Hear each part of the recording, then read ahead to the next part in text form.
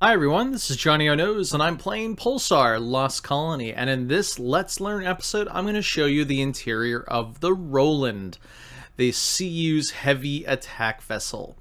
Right off the bat, you can see that, well, you're going to find out, this is the largest ship in the game. And because it's so large, because there's so much power running through it, the big debuff that it receives is a plus 100% EM signature. You are not going to be stealthy in this ship, no matter how hard you try. So with that 100% EM signature, everyone's going to see you coming. But that's okay, because you got 35% shield recharge rate. So this ship is very much of a tank type ship, where it can take a lot of hits to its shields before the shields go down. The starting shields is probably the highest of all the ships. It's 750. Yeah, it's probably almost got double the shields right off the bat. The hull is a little bit on the lower side compared to the WD ships, but you got some massive shields as well as the 35% shield recharge rate. So you're looking at a ship that's going to be able to keep its shields up as long as possible. It only has forward main thrusters and has extractor support. Alright, so let's go ahead and jump into the ship. So here is the bridge. As I mentioned, this is the largest ship in the game, both the exterior and the interior. The bridge is gigantic.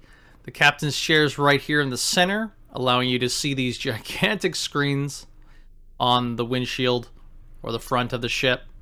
Everyone else has the ability to see what the captain's seeing, so that's really nice. You have the science station on the left-hand side with all their screens listed out right here. You've got sensors on the left, you got viruses on the right, comms and computers in the center. The helm is right at the front here as well, allowing you to fly the ship. Oh, I didn't know that. That's got a little Let's Learn on there. Ah, that's nice. I don't think I've ever seen the name of the ship on the side like that. Alright, and you got a little weapon station here, which is actually kind of nice for the captain to be able to dictate where the missiles are going to be going. So you want to take out that life support or take out their engines, you can easily just click these right here. Unfortunately, the engineering station is kind of in the back, which makes it almost impossible for the captain to see what's going on back there if you're kind of waiting on like the warp drive to prep up. But all the screens as you expect are right here, and as usual, I would say if you're the engineer, you should be in the back of the ship instead of the bridge. Alright, so let's look at this main room here, and this is gigantic, but at the same time, it allows you to see exactly where the science lab and the weapons room is at. Let's jump into the science room. Has all your screens, got the atrium here, which is important to know. It's unfortunately on the other side of the ship. It's on the right-hand side where the teleporter's on the left-hand side, but we'll get to the teleporter. All your screens are on the side here. You've got your your research screen and your atomizer, and the station is very clearly seen right here. So heading on over to the weapons room. Weapons room has a damage indicator, your nuke related information, as well as where you load the nuke. You've got your turrets, and you've got your main gun right against the back here, and in the corner is the station, as well as your targeting area. Alright, and that is the main room. We're going to head towards the spine. There are two little doors on the back. This one goes into a room that really doesn't have anything in here other than a damage indicator. But so that this open doored room here is kind of useless. This door goes down into the captain's quarters, but we'll look at that later. So heading to the back, the good old sprint. You got your lounge. Unfortunately, there are no lockers here, and I don't think there is a ship log in here either. Nope. So this room is purely aesthetic. And now you kind of go into the major junction area of the ship, where in the back you've got your engineering station. So the unfortunate part about this is that you got all your screens right here, and you've got your prepping the science station right here. So if you wanted to prep the science station, you're gonna have like this weird angle where you're hitting this button and then clicking. You can't even click on it from here, can you? Nope. Yeah, it's tough. Can't even do it. So if you're pushing gas into the science station, then you're gonna have to basically go load fuel, and then run over here, and then click on the lever to give gas to the science station. You have your extractor screen on the left-hand side, as well as your core safety toggle right there. Now, the unfortunate thing for the engineer is that to repair the engines, you gotta head down here to repair the station. You gotta head all the way down here below the reactor to repair it. The good thing is, as you just saw, is that you can use your jump jets in this ship. I think this is the only ship where you can use your jump jets. So you wouldn't have to go down the stairs. Oh god, oh god, oh god, oh god, oh god. You can just use your jump jet to get back to your main screen area, which makes it a little bit fun. Nice big room for the engineer to enjoy all by his lonesome in the back. But yeah, that is the engineering room. So here's the main junction.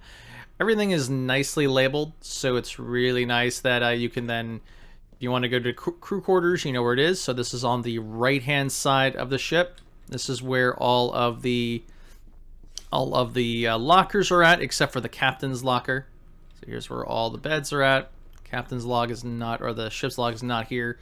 There's a little room here, but I think this is just like the shower room and the bathroom. So this is all purely aesthetic. And this goes to the front-hand side, but we'll go back to the junction to make it more clear. As you can see, there's a lot of running. I'm running out of stamina, showing you how big this ship is. On the left-hand side of the ship is where the life science, or the, what is it, the life support station is at, as well as your exosuits. But handy enough, though, the exosuits are right across from the teleporter. So if you needed to head out, you just get your exosuit on, and you head right into the teleporter right here, which is really nice. Unfortunately, the teleporter is very far from the atrium. So if you're going to do the mad dash, if you're boarding a ship and you've died, you basically have to do a very long run. Let's go do that run real quick, just so you guys can see what's going on. So it may actually be more advisable to use this door in the front. So here's the atrium. You go through this door, go down this door, head down the ramp, head across the ship, and then cut back around here to get to the teleporter. As you can see, it's taking more stamina to run there. But yeah, that's how you get to the teleporter from the atrium. So let's head to the front bottom deck of the ship. It looks like this is where all the cargo is at. So the, yeah, it's another couple decks down too. Yeah, this is the whole cargo hold area, which goes straight to the engineering station at the back of the ship.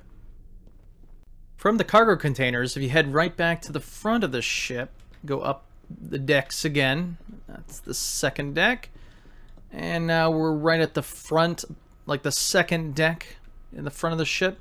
You'll find the captain's quarters, which has a nice comfy little bed, as well as the locker for the captain, and the ship log is here if you were to go against the desk here. Little bathroom, little kind of, doesn't look like a shower, it looks more like a nuclear engine type thing, but yeah. So the engineer is going to need to be flying around quite a bit to keep everything repaired. So here's the engineering station right here. To get to weapons and science is not too hard, but to get to life support is actually quite difficult. So as an engineer, you're running, and you have to go around inside these doors. So a lot of people have said that they really like the Roland for the stats that it has, but the weakness is the fact that it is so huge inside. So repairing a subsystem is probably going to require someone from the bridge for at least the subsystems of weapons, science, and life support. So it's actually better for the captain to do the run downstairs and go to the life support than it is for the engineer. Actually, it looks like it might be better for the engineer to do life support and engines, where the captain should be the one doing weapons and science. So Yeah, everything is nicely labeled, and the hallways are nice and big, so it's pretty hard to get lost. But at the same time, it's just a lot of running. Anyways, that is the Roland. So that's a CU, the Colonial Union's larger ship, called the Roland. Alright folks, this is Johnnyonoes, and I've been playing Pulsar, Lost Colony. If you have any questions about the game or any of the other games I support, please go ahead and leave a question in the comments below. Alright folks, thanks so much for watching.